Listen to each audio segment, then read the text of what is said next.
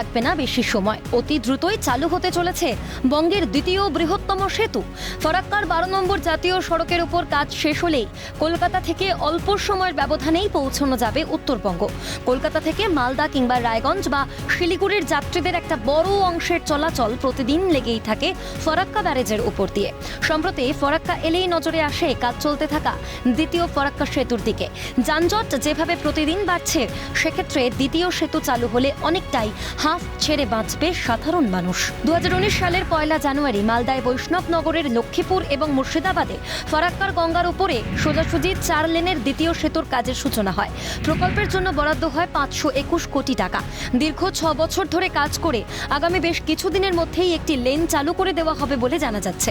ফলে উত্তরবঙ্গ যাওয়ার জন্য আর লাগবে না বেশি সময়। জাতীয় সড়ক নির্মাণ বেসরকারি ঠিকাদারদের দায়িত্বপ্রাপ্ত আধিকারিক পিভি স্বামী বলেন, জাতীয় সড়কের আধিকারিক অনুমতি দিলেই ফরাক্কা থেকে মালদা যেতে বাঁদিকের প্রথম লেনে সম্ভবত জুলাই থেকেই যান চলাচল শুরু করে দেওয়া সম্ভব হবে।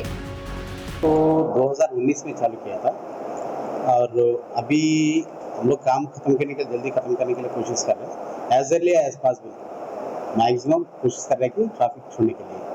अब तो काम तो रनिंग में, अच्छा प्रोग्रेस में, कितना जल्दी होगा उतना जल्दी हम लोग कोशिश करेंगे ट्रैफिक छोड़ने के लिए।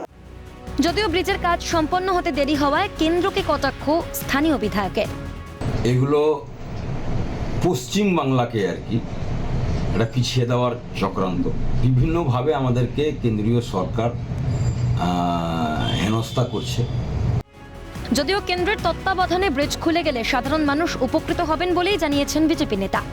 নতুন বৃষ্টি খোলার জন্য মানুষের দীর্ঘদিনের আশায় ছিলেন যে রাস্তাটি যেন খোলা হয় এবং তারা যেন রাস্তার যানজট থেকে বাঁচে।